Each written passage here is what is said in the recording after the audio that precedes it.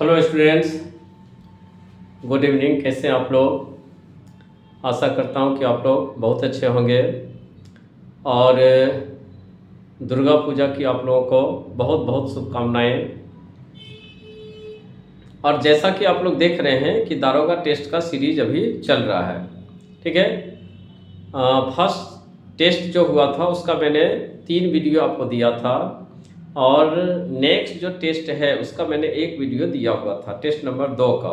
ये अभी लगातार चलेगा, जैसे आप लोगों ने बीपीएससी में देखा था उसी तरह अभी दारोगा में लगातार सीरीज मेरा चलता रहेगा। ओके, तो इस सीरीज में हम लोग यहाँ पर देखते हैं कि 37 क्वेश्चन तक आपका हुआ था। अब यह है 38 क्वेश्चन नंबर। यहाँ से देखिए, क्वेश्चन है कि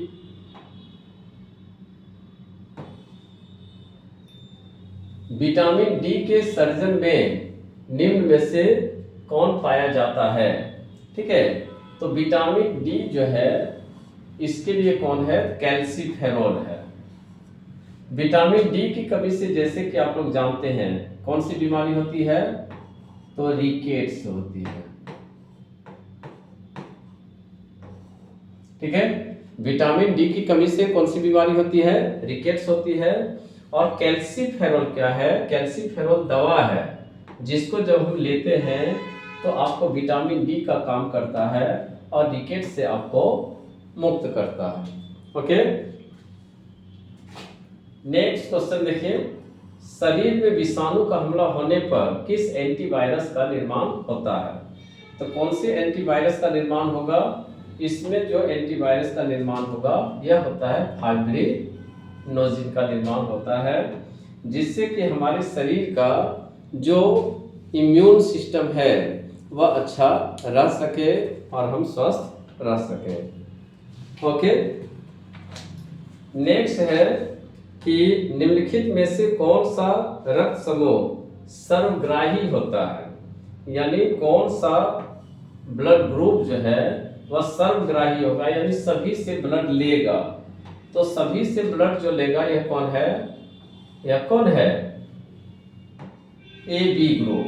ठीक है, तो ए बी ग्रुप निम्नलिखित में से कौन सा रक्त समूह सर्वग्राही यानी सभी से रक्त लेगा, इसलिए यह कौन होगा? यह होगा यूनिवर्सल एक्सेप्टर होगा। और यह कौन होगा?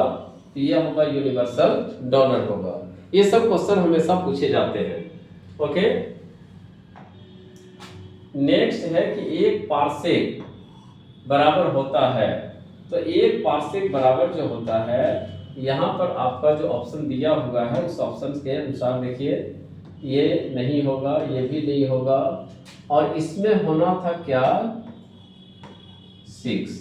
ठीक है, तो जब कोई नहीं है तो नजदीकी ऑप्शन को हम बनाएंगे और इसको सही करेंगे। ओके, शाहनामा के लेखक कौन थे? तो शाहनामा के लेखक कौन है? फिरदौसी है। शाहनामा के लेखक कौन है? फिरदौसी है। किस सिख गुरु ने स्वयं को सच्चा पातशाह घोषित किया था? सच्चा पातशाह कहा था? यह है गुरु गोविंद सिंह। इन्होंने अपने आप को सच्चा पातशाह कहा था, क्योंकि इस समय तक हम लोग देखते हैं कि स्थितियां बदल चुकी थी और स्थितियां बदल चुकने के कारण अब गुरु गोविंद सिंह भी उस राह पर चल रहे थे जिस राह पर औरंगजेब चला था, इसलिए धीरे धीरे सिख राज्य भी बन गया। अधिकांश चोलकालीन मंदिर किस देवता को समर्पित है? तो अधिकांश चोलकालीन मंदिर किस देवता को समर्पित है? शिव को समर्पित है। इसलिए मैक्सिमम जो वहां पर टेम्पल बना है, बृहदेश्वर मंदिर हो गया, राजराजेश्वर मंदिर हो गया, ठीक है, सभी शिव को समर्पित है। नेक्स्ट है, मिट्टी की हल्की आकृति के खिलौने सिंधु सभ्यता के किस स्थल से प्राप्त हुए थे? तो मिट्टी की हल्की आकृति के खिलौने सिंधु घाटी सभ्यता के किस स्थल से? वानावली से प्राप्त हुए थे। ठीक है, सिंधु घाटी सभ्यता के वानावली से मिट्टी के हल्के खिलौना प्राप्त हुए थे। ये बीपीएससी में भी आपका क्वेश्चन आ चुका है, इसलिए आप लोग इसको अच्छा से देखेंगे। प्लस और भी क्या होगा वानावली से? तो यहां से मातृ देवी की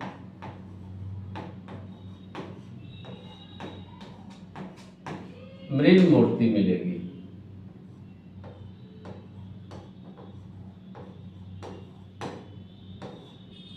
मातृ देवी की मृण मूर्ति मिलेगी। नेक्स्ट है कोलेरू झील कहां पर है? तो कोलेरू झील कहां होगा? कोलेरू झील होगा आंध्र प्रदेश में।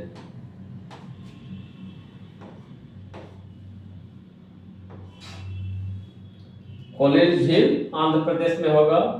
नेक्स्ट है गारो खासी और जयंतिया।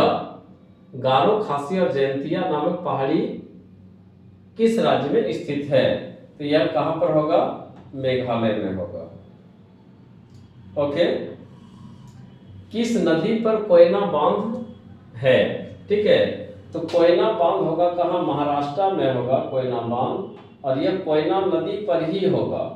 इसमें आपका ये जो क्वेश्चन है इसमें आंसर नहीं है, ठीक है, ये रॉन्ग है। इसलिए यहां पर क्या होगा? यह होगा कोयना नदी पर होगा। यह कहां है? महाराष्ट्र में है।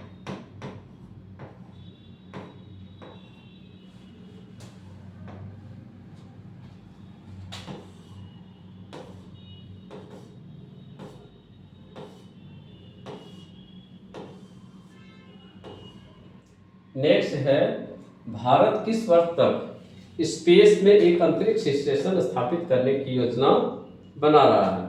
तो आंसर क्या है? 2030। 2030 में भारत अंतरिक्ष में एक स्पेस सेंटर बनाएगा, जैसे बना हुआ है किसका? नासा का बना हुआ है। इसी तरह भारत भी अपना एक स्पेस स्टेशन खोलेगा 2030 तक में। ओके। इनमें से कौन केंद्र सरकार के अधीन अप्रत्यक्ष कर है? ठीक है, केंद्र सरकार के अधीन कौन सा अप्रत्यक्ष कर है? तो अप्रत्यक्ष कर में कौन है? सेवा कर है। अप्रत्यक्ष कर में कौन है? सेवा कर है। पिछले वीडियो में भी देखे होंगे कि सेवा कर का कब शुरुआत हुआ, ये सारा मैंने पिछले वीडियो में डाला हुआ। स्वतंत्रता के समय भारत कांग्रेस के अध्यक्ष थे। स्वतंत्रता के समय भारतीय कांग्रेस के अध्यक्ष थे। कौन थे भारतीय कांग्रेस के अध्यक्ष? तो स्वतंत्रता के समय भारतीय कांग्रेस के अध्यक्ष थे जेपी कृपलानी। जेपी कृपलानी। स्वतंत्र भारत का प्रथम गवर्नर जनरल कौन था? स्वतंत्र भारत का कहता है कि प्रथम गवर्नर जनरल कौन था? तो स्वतंत्र भारत का प्रथम गवर्नर जनरल थे माउंटबेटन। ठीक है, अब इसमें कई क्वेश्चन बनता है। कई क्वेश्चन बनता है कि बंगाल का प्रथम गवर्नर जनरल कौन था? बंगाल का प्रथम गवर्नर जनरल कौन?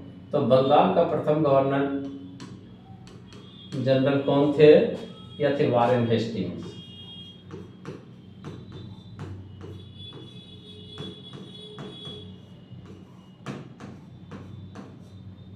ओके, फिर क्वेश्चन रहेगा कि बंगाल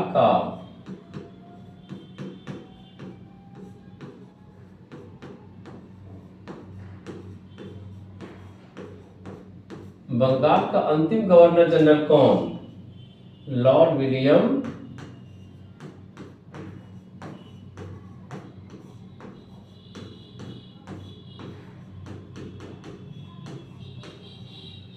बेंटिक।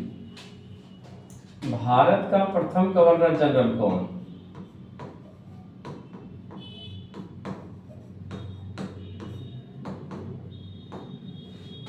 Lord Canning.